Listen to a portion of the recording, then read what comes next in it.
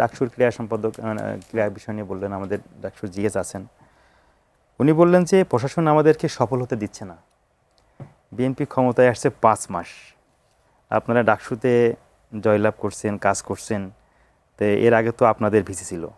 যে কাজ আপনি করলেন, আমি একটু শেষ করি, আমার ভিতরে আপনার কাছে আসবেন, আপনি নোট রাখতে পারেন, আপনি আপনার কথা বলবেন যখন। তো এর আগেও তো আপনাদের ভিসি ছিলেন, উনি আপনাদেরকে সহযোগিতা করছেন, কাজ করছেন।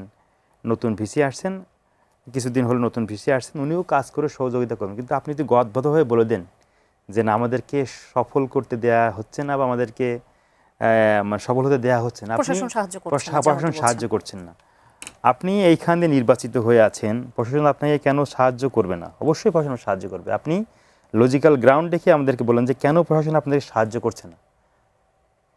আপনি সেই জায়গায় সেইগুলো দিয়ে আপনি বিশ্ববিদ্যালয়ের ভিসি প্রভিসি আমাদের কোষাধ্যক্ষ আছে, আপনাদের কাছে বলেন। তা আমরা মনে করি যে আপনাদেরকে সাহায্য করার জন্য বিশ্ববিদ্যালয় প্রশাসন সবসময় সজাগ আছে এবং সদৃষ্টে আছে। এক তো আমাদের ভোলার ভাইয়া বললেন যে ডাকসু নিয়ে উনি দৃশ্যমান কোনো পরিবর্তন দেখতে পাননি। ফরাদ বলছেন ওনারা কী কাজ করছেন। আমরা মনে করি বিশ্ববিদ্যালয় প্রশাসন আপনাদেরকে হেল্প করার জন্য সেই মনোভাব পোষণ করে সবসময় আছে এবং আপনাদেরকে অবশ্যই হেল্প করবো সফল হওয়ার জন্য।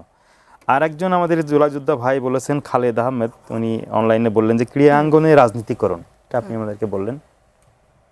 আমরা অবশ্যই এই পরিবর্তিত পরিস্থিতিতে 5 আগস্ট পরবর্তী সময় বাংলাদেশের ছাত্র রাজনীতি, মানে বিভিন্ন দলের যে রাজনীতি, যে পরিবর্তন আমরা লক্ষ্য করেছি, সেখানে আমরা দেখেছি যে অবশ্যই আপনার মেধার মূল্যায়নটা হচ্ছে। আজকে যে রাশেদ খানকে বাংলাদেশ জাতীয় দল বিএনপি প্রধানমন্ত্রীর রাজনৈতিক সহযোগী করা হয়েছে, উনি তো আর আমাদের দলের ছিলেন না, উনি একটা প্ল্যাটফর্ম থেকে এসেছেন, নির্বাচনের আগে আমাদের সাথে কাজ করছেন। এই যে সবাইকে নিয়ে কাজ করার যে মানসিকতা, এটা বিএনপির আছে। আমরা মনে করি বিএনপি সবাইকে নিয়ে কাজ করার সেই বিষয়টি উনি রাখেন, মানে আমাকে এখন যিনি প্রধানমন্ত্রী আছেন তিনি কাজ করছেন। আর আমাদের যে জুলাইযুদ্ধ খালেদ ভাই বললেন যে রাজনীতি ক্রীড়াঙ্গনে যে রাজনীতির বিষয়টা, আমরা অবশ্যই ক্রীড়াঙ্গনে যারা আসলেই ক্রীড়া নিয়ে কাজ করতে চান, এখন এমন কথা থাকতে পারে বাংলাদেশে অনেক প্লেয়ার ছিল, সাকিব আল হাসান, মাশরাফি, এদেরকে কেন সরিয়ে দেওয়া হলো? এত ফ্যাসিবাদের দোষর ছিল, এদেরকে আপনি কেন? একটা দলের এরা এই জুলাই আগস্ট আন্দোলন সংগ্রাম আপনি দেখেছেন যে আমার মনে হয় ফরাদ আমার সাথে একমত হবে, সাকিব আল হাসান বাংলাদেশের সবথেকে বড় স্টার, জুলাই আন্দোলন নিয়ে একটা স্টার শেখ হাসিনা হত্যাকাণ্ড চালাচ্ছে, সে করেনি, মাশরাফি করেনি, এরা তো ফ্যাসিবাদের দোষর।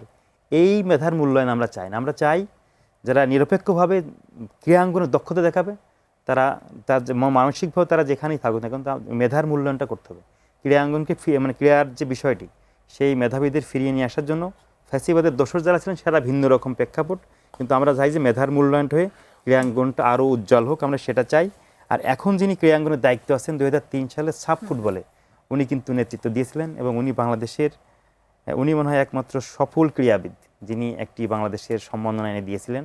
বাংলাদেশে কিন্তু আন্তর্জাতিক কোনো টুর্নামেন্ট ওনার দ্বারাই প্রথম এসেছিল আর 2003 সালে সাব জয়ী দলের উনি ছিলেন আর কি। তো আমিনুল ভাই আমি দেখেছি কাছ থেকে, ব্যক্তিগতভাবে ওনাকে চিনি, উনি এই ক্রীড়াঙ্গন নিয়ে উন্নয়ন করার জন্য অনেক কাজ করছেন। আমরা মনে করি দৃশ্যমান পরিবর্তন অচিরেই আপনারা দেখতে পাবেন, এটা আমরা বিশ্বাস রাখি।